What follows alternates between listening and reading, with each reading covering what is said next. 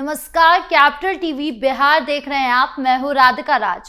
आज इस special story में बात होगी राज्यसभा चुनाव की। बिहार के विधानसभा चुनाव के बाद अब राज्यसभा चुनाव को लेकर पार्टियों के बीच गहमागहमी नजर आ रही है। बिहार की राजनीति हमेशा से ही रोमांचक रही है। यहाँ हर चुनाव में नए ट्विस्ट आते हैं, नए चेहरे उभरते हैं और गठबंधन की जंग छिड़ जाती है। हाल ही में हुए विधानसभा चुनाव में एनडीए ने शानदार जीत हासिल की थी और अब सबकी नजर है 2026 के राज्यसभा चुनाव पर टिकी। आज हम इस स्पेशल स्टोरी में राज्यसभा चुनाव को विस्तार से समझेंगे। पहले जानेंगे कि राज्यसभा चुनाव क्या होता है, कैसे होते हैं, फिर देखेंगे कि अभी क्या चल रहा है। उसके बाद बात करेंगे पहले क्या कुछ हुआ था और आखिर में देखेंगे कि इस बार की जंग में क्या कुछ हो सकता है। तो चलिए शुरू करते हैं। राज्यसभा चुनाव में क्या होता है। सबसे पहले बात करते हैं राज्यसभा चुनाव में आखिर होता क्या है। भारत का संसद दो हिस्सों में बटा है, एक है लोकसभा और दूसरा राज्यसभा। लोकसभा को हम निचला सदन कहते हैं, जहां सांसद सीधे जनता द्वारा चुने जाते हैं, लेकिन राज्यसभा ऊपरी सदन है। यहाँ के सदस्य को राज्यसभा सांसद या राज्यसभा सदस्य कहा जाता है। राज्यसभा का मतलब है राज्यों की सभा, यानी ये राज्यों का प्रतिनिधित्व करती है। इसमें कुल 245 सदस्य होते हैं, जिनमें से 233 सदस्य राज्यों और केंद्र शासित प्रदेशों से चुने जाते हैं। 12 सदस्य राष्ट्रपति द्वारा नामित किए जाते हैं। ये नामित सदस्य कलाकार हो सकते हैं, वैज्ञानिक हो सकते हैं, साहित्यकार हो सकते हैं या समाज सेवी जैसे क्षेत्रों से होते हैं। अब राज्यसभा चुनाव कैसे होता है, ये बड़ा सवाल है। ये चुनाव आम लोकसभा चुनाव की तरह नहीं होता, जहां आप और हम वोट डालते हैं। ये अप्रत्यक्ष चुनाव होता है, मतलब विधानसभा के चुने हुए सदस्य यानी एमएलए ही वोट डालते हैं। हर राज्य को राज्यसभा में सीट उसकी जनसंख्या और कुछ अन्य नियमों के आधार पर मिलती है। बड़े राज्य जैसे उत्तर प्रदेश या बिहार को ज्यादा सीटें मिलती हैं। बिहार से कुल 16 राज्यसभा सीटें हैं। हर राज्यसभा सदस्य का कार्यकाल 6 साल का होता है। खास बात यह है कि राज्यसभा कभी पूरा खाली नहीं होता, क्योंकि हर 2 साल में 1/3 सदस्य रिटायर हो जाते हैं और उसकी जगह नए चुने जाते हैं। इस तरह सदन हमेशा चलता रहता है। चुनाव की प्रक्रिया में विधायक एक विशेष वोटिंग करते हैं, जिसे सिंगल ट्रांसफरेबल वोट कहा जाता है। इसमें विधायक अपनी पसंद के उम्मीदवारों को नंबर देते हैं, पहली पसंद, दूसरी पसंद, ऐसे ही चलता रहता है।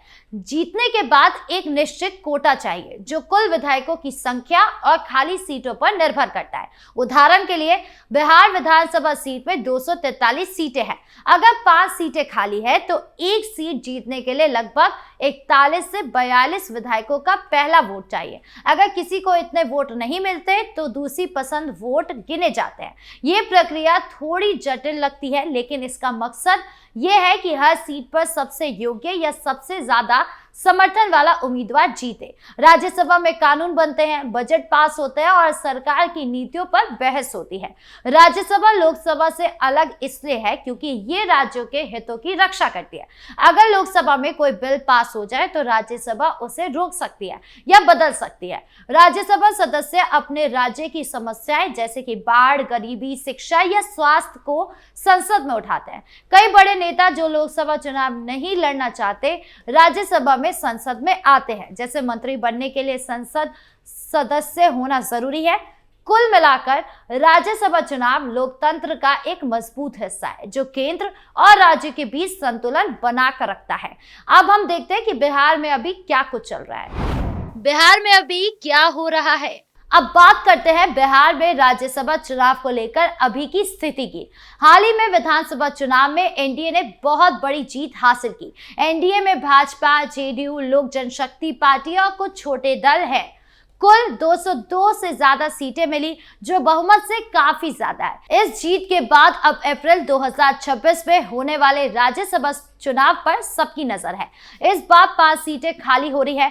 ये सीटें उन सदस्यों की है जो अपना 6 साल का कार्यकाल पूरा कर रहे हैं। एनडीए की योजना बहुत साफ है कि वो इन सभी 5 सीटों को अपने पास रखना चाहते हैं और विपक्षी महागठबंधन को एक भी सीट नहीं देने का इरादा रखते हैं। महागठबंधन में मुख्य रूप से राजद, कांग्रेस और वाम दल है, जिनकी विधानसभा में सीटें काफी कम है। एनडीए के पास इतने विधायक है कि वो आसानी से हर सीट के लिए जरूरी वोट जुटा सके। इसमें महागठबंधन को बड़ा झटका लग सकता है क्योंकि उनकी राज्यसभा में ताकत कम हो जाएगी। एनडीए के अंदर सीट बंटवारे की चर्चा चल रही है। संभावना है कि जेडीयू को 2 सीटें मिले, भाजपा को 2 सीटें और चिराग पासवान की पार्टी को 1 सीट मिले। भाजपा में उम्मीदवारों के नाम पर विचार हो रहा है। पार्टी के बड़े नेता नितिन नवीन का राज्यसभा जाना लगभग पक्का माना जा रहा है। वो बिहार में पार्टी के संगठन को मजबूत करने में सक्रिय है। इसके अलावा भोजपुरी स्टार पवन सिंह का नाम भी जोरों पर है। पवन सिंह हाल ही में राजनीति में आए हैं और उनकी लोकप्रियता बहुत ज्यादा है। भाजपा उन्हें राज्यसभा भेजकर पूर्वांचल के वोटरों, युवाओं और भोजपुरी भाषी लोगों को जोड़ना चाहती है। महागठबंधन की तरफ से अभी कोई बड़ा प्लान सामने नहीं आया, लेकिन वो कोशिश जरूर करेंगे। हालांकि विधायकों की कम संख्या के कारण उनकी राह मुश्किल है। एनडीए चाहता है कि महागठबंधन की राज्यसभा सीटें धीरे धीरे कम होती जाए। वर्तमान में राजद के पास सबसे ज्यादा राज्यसभा सदस्य है बिहार से, लेकिन आने वाले सालों में ये संख्या कम हो सकती है। बिहार की राजनीति में ये बड़ा बदलाव है, जहां एनडीए का दबदबा साफ दिख रहा है। पार्टियां नए और युवा चेहरों को आगे ला रही है ताकि राज्यसभा में ताजा सोच आए। अभी से सियासी गलियारों में नामों की चर्चा जोरों पर है और अप्रैल 2026 तक सब फाइनल हो जाएगा। कुल मिलाकर माहौल पूरी तरह एनडीए के पक्ष में है। बिहार में पिछले राज्यसभा चुनाव में क्या हुआ था? अब चलिए थोड़ा पीछे मुड़कर देखते हैं कि बिहार में राज्यसभा चुनाव से पहले क्या क्या हुआ। बिहार की राजनीति गठबंधनों की राजनीति है और राज्यसभा चुनाव में ये साफ दिखता है। कई साल पहले 2010 से 2012 के आसपास नीतीश कुमार की जेडीयू और भाजपा साथ थे। तब राज्यसभा चुनाव में एनडीए मजबूत था, लेकिन 2013 में गठबंधन टूट गया और नीतीश ने राजद कांग्रेस के साथ महागठबंधन बनाया। 2014 से 15 के राज्यसभा चुनाव में महागठबंधन ने अच्छा प्रदर्शन किया। फिर 2017 में नीतीश कुमार ने फिर एनडीए में लौट आए थे, जिससे राज्यसभा की तस्वीर बदल गई। 2020 विधानसभा चुनाव के बाद 2022 का राज्यसभा चुनाव याद कीजिए। तब 6 सीटें थी। एनडीए ने 4 सीटें जीती, महागठबंधन को 2 मिली। कुछ सीटों पर क्रॉस वोटिंग की बात हुई, यानी कुछ विधायकों ने अपनी पार्टी के खिलाफ वोट दिया। 2024 में भी राज्यसभा चुनाव हुआ, तब नीतीश कुमार ने फिर पाला बदला और महागठबंधन को छोड़ एनडीए में आ गए। उस समय भी एनडीए ने ज्यादातर सीटें जीती। पहले के चुनावों में कई बड़े नाम राज्यसभा गए, जैसे सुशील कुमार मोदी, रविशंकर प्रसाद भाजपा से, मीसा भारती राजद से। लालू प्रसाद यादव के समय राजद राज्यसभा में बहुत मजबूत थी, लेकिन गठबंधन बदलने से सीट हाथ से निकल जाती है। कई बार छोटे दलों ने भी मौका लिया। कुल मिलाकर पहले के चुनाव बताते हैं कि विधानसभा में बहुमत किसका है, राज्यसभा में वही छा जाता है। बिहार में राज्यसभा चुनाव ने कई बार सियासी उलटफेर किए हैं। अब 2026 का चुनाव इन अनुभवों से सीख लेकर लड़ा जा रहा है। सबसे पहले तो ये साफ है कि 2026 का राज्यसभा चुनाव बिहार में एनडीए के लिए एक सुनहरा मौका है।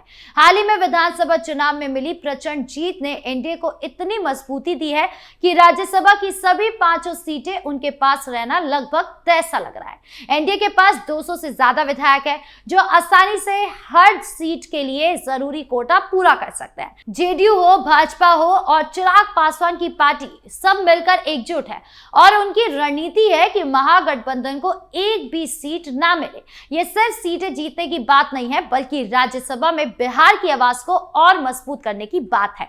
एनडीए के नेता राज्यसभा में जाकर बिहार के विकास के मुद्दे जैसे कि बाढ़ नियंत्रण, विशेष राज्य का दर्जा, शिक्षा और स्वास्थ्य सुविधाएं को केंद्र सरकार के सामने जोरदार तरीके से उठा सकेंगे। नीतीश कुमार और भाजपा के नेतृत्व में बिहार तेजी से आगे बढ़ रहा है और राज्यसभा में मजबूत प्रतिनिधित्व से ये गति और तेज होगी। दूसरी तरफ महागठबंधन की स्थिति चिंताजनक है। राजद हो, कांग्रेस हो या उनके सहयोगी विधानसभा में कमजोर नजर आ रहे हैं और राज्यसभा में भी उनकी सीटें धीरे धीरे कम होती नजर आ रही है।